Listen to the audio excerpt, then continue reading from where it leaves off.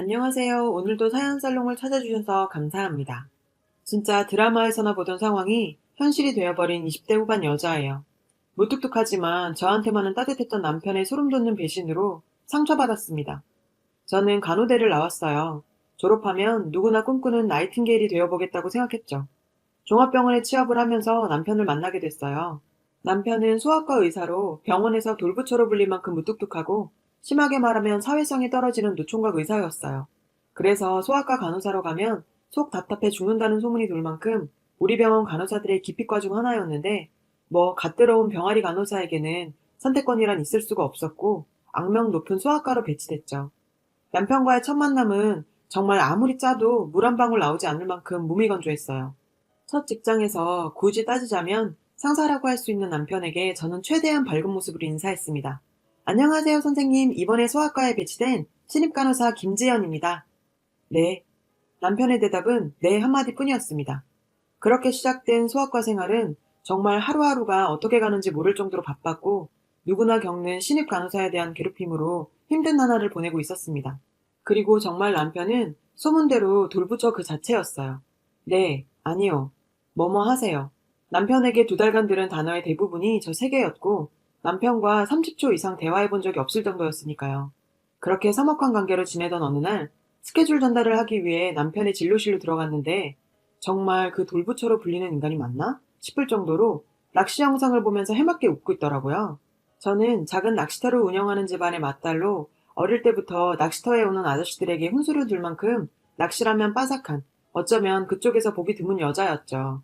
저는 그 모습에 용기 내서 한마디 거들었어요. 선생님, 보시는 영상의 방법보다는 이렇게 하는 게 민물낚시에는 좀 더 나아요. 지연 씨가 그걸 어떻게 알아요? 아, 저희 아버지가 낚시터를 하시거든요. 그래서 어릴 때부터 낚시터에 살아서 좀 알아요. 뭐 모르는 거 있으면 물어보시면 제가 아는 한 알려드릴게요. 그렇게 남편과 처음으로 여러 단어가 섞인 대화를 나눈 이후 남편은 심심하면 저를 불러서 낚시 이야기를 물어봤고 쉬는 날도 같이 맞춰서 같이 낚시를 가기도 할 만큼 저희는 낚시를 주제로 급격히 친해지게 되었습니다. 하지만 마냥 좋다고만 할 수 있는 일은 아니었어요. 병원에서 신입 간호사가 병원 오자마자 꼬리쳐서 의사 꼬신다고 소문이 났고 선배 간호사들은 그 모습을 난이 꼽게 여겨 괴롭힘이 점점 심해졌어요. 정말 간호사를 그만하고 싶을 만큼 힘들었습니다. 그 후에도 선배들의 괴롭힘은 계속되었어요. 선배들은 자신이 할 일들을 저에게 맡겨놓고 제대로 못했다며 저를 간호사실로 불러서 괴롭히기도 했죠. 야, 정신머리 났어? 간호사가 장난처럼 보여? 그래, 그래. 신입 주제에 의사 꼬신다고 바쁘겠지. 병원 오자마자 여우처럼 꼬리나 치고 다니니 이런 실수를 하지. 야, 네가 아무리 그래봐라. 의사들이 간호사를 진짜 사랑할 수 있나? 그래, 그것도 신입이 꿀 수 있는 꿈이긴 하다. 저는 아무 말도 변명도 못하고 억울해서 눈물이 뚝뚝 떨어지더라고요. 그때 간호사실 문이 열리더니 남편이 들어왔어요. 저기, 제가 지연 씨 좋아해서 그러는 거니 다들 오해하지 마세요. 지연 씨, 나오세요. 남편의 갑작스런 고백에 정말 가슴이 심쿵 하는 순간이었죠. 그 후 남편은 사실 저를 좋아하고 있었다면서 진지하게 한번 만나보지 않겠냐며 제안했고 저희는 커플이 되었습니다. 그리고 저도 간호사 경력이 차게 되면서 선배들의 괴롭힘도 차차 줄어들었고 소아과에서 일반외과로 과도 이동했어요. 그렇게 2년간 만나면서 서로에 대해 알게 되었는데 돌부처라며 그렇게 무뚝뚝한 사람인 줄만 알았던 그는 제 앞에서 애교도 떨고 전혀 다른 모습을 보여줬고 저희는 2년간의 연애를 마치고 결혼하게 되었습니다. 남편과의 신혼생활은 그야말로 꿀이 뚝뚝 떨어질 만큼 행복했어요. 간호사 직업 특성상 교대 근무가 많았던 저는 병원에서 밤을 보내는 날이 많았음에도 불구하고 결혼한 지 2달 만에 아이를 가지게 되었어요. 배가 불러오면서 잠깐 병원을 휴직하고 집에서 쉬면서 출산 준비를 했습니다. 여전히 남편은 병원에서 돌부처로 불렸지만 저에게만큼은 애교덩어리 남편이었어요. 아이를 가진 후에는 사람이 이렇게 자상해도 되나 싶을 정도로 헌신적이었어요. 제가 입덧부터 심해서 아기를 가지고는 정말 많이 힘들었어요. 임신에서도 튼튼하게 지내다 출산하는 분들도 많은데 저는 임신 기간이 참 힘들었습니다. 저한테는 여동생이 하나 있어요. 서울에서 공무원 시험을 준비하고 있었죠. 그 소식을 들은 동생이 집에 와서 제 출산 준비를 도와주게 됐어요. 시험 준비나 열심히 하라고 했지만 하나뿐인 언니가 출산하는데 이 정도 시간은 낼 수 있다며 힘들었던 기간에 힘이 되어줬습니다.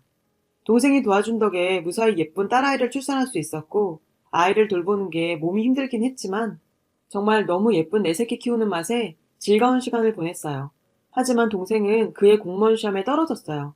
왠지 그게 제 탓인 것 같아서 너무 미안했습니다. 저희 집이 좀 어려워서 넉넉하게 기간을 두고 시험을 치를 여건은 아니었어요. 남편은 그런 제 동생에게 돈 걱정은 하지 말고 다음 시험 준비하라며 매달 용돈도 주면서 지원했고, 굳이 방 얻어서 나가지 말고 우리 집에서 시험 준비하라며 제 동생까지도 배려해줬어요. 저는 제 가족까지도 잘 챙기는 남편 모습에 또 한 번 감동받았습니다. 남편은 퇴근 후엔 소아과 의사답게 아이 케어를 정말 전문가처럼 했어요. 퇴근 후에는 남편이 아이를 돌봐주면서 제 복직 준비도 할 수 있게 도와줬죠. 남편과 같은 병원에 근무하는 건 사람들 보는 눈도 있고 좀 부담스러워서 다른 병원으로 지원해서 복직하게 되었습니다.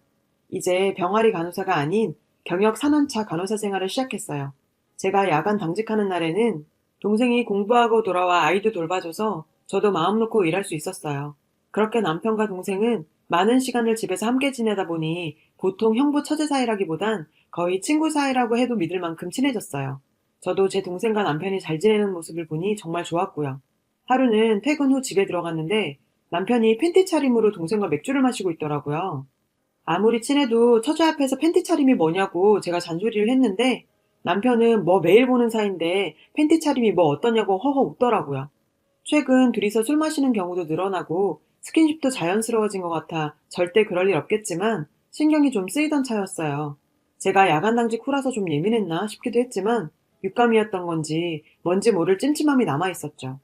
동생이 집에 들어와서 산지 6개월 정도 됐을 무렵 어느 날 제가 야간 근무하고 퇴근해서 아침에 집에 왔을 때 남편은 오늘 진료 후에 병원에서 세미나 준비할 게 있어서 집에 못 들어올 것 같다며 기다리지 말고 자라고 말하고 출근했어요.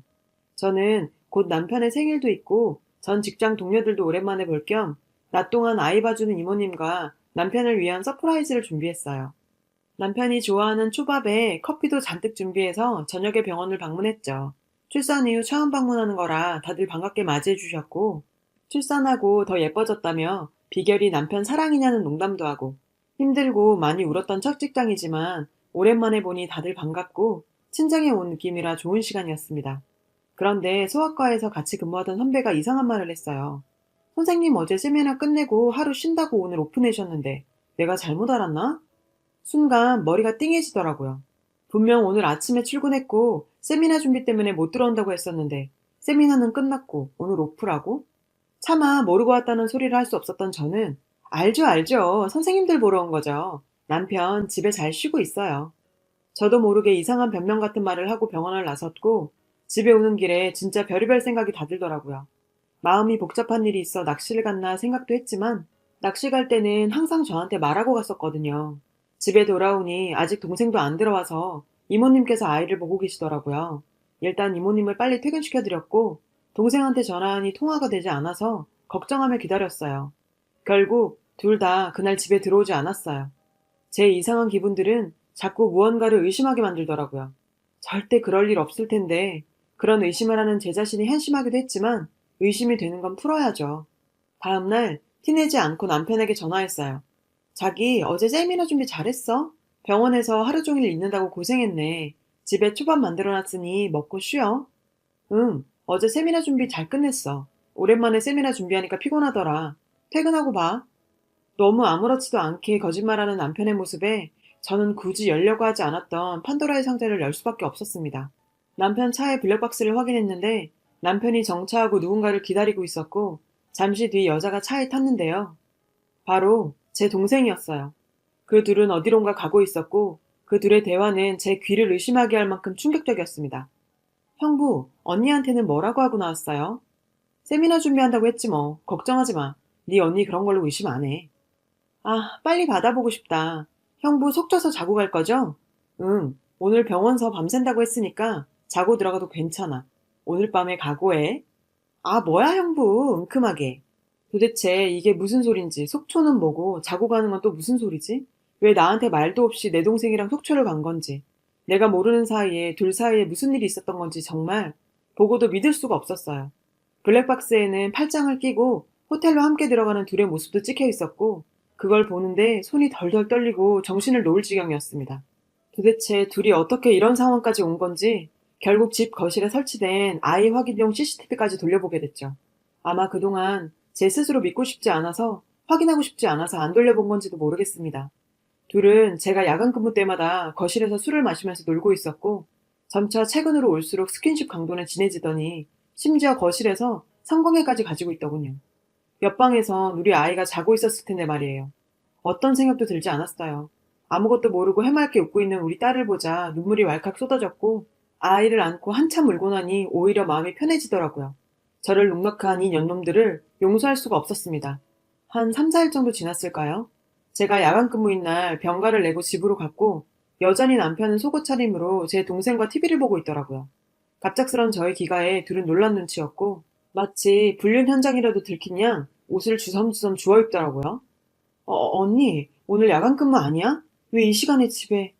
마치 못 볼 거라도 본 듯한 동생의 반응에 저는 동생의 귀싸대기를 때려버렸어요. 남편은 저보고 왜 이러냐며, 처제가 뭐 잘못한 거 있느냐며 깜짝 놀라서 저를 막았어요. 야, 이 개새야. 너는 세미나 준비한다는 놈이 전현하고 속초를 놀러 가냐? 언제까지 내가 바보처럼 모를 거라고 생각했니? 아니, 그게 아니라 처제가 시험도 다가오고 마음도 싱숭생숭하다고 해서 바람 쐬주러 간 거지. 딴에는 그 순간에도 변명거리를 찾아서 주절되는 남편의 모습이 가증스럽더라고요. 끝까지 변명을 해대는구나. 너는 처제가 마음이 싱숭생숭하면 같이 놀러가서 호텔 가냐? 아주 팔짱 끼고 난리도 아니더만. 너희 여기 거실에 CCTV 있는 거 모르니? 둘 다 바보야? 너희가 거실에서 무슨 짓을 한지 여기 다 찍혀 있어. 그거 알아? 너희가 더 잘할 텐데. 그제야 모든 상황이 파악한 듯한 동생은 모든 걸 제 남편 탓을 하기 시작했어요. 언니, 그게 아니라 형부가 그런 거야. 나는 그럴 생각 없었어. 형부가 자꾸 용돈 주면서 언니한테 말하지 말고 성욕만 같이 풀자고 그래서 술결에 나도 모르게 그런 것 뿐이야. 처제, 그게 무슨 말이야. 처제가 먼저 요즘 적적하다며 술 마시자고 했잖아. 용돈 달라고 저녁마다 야한 옷 입고 꼬실 게 누군데 그걸 나한테 덮어 씌워? 저를 앞에 두고 둘은 서로 싸우기 시작했어요. 정말 바닥을 보여주더군요. 그 모습을 더 보는 건 참 세상 기막히고 역겨워서 일단 두 인간 모두 집에서 내쫓아버렸어요.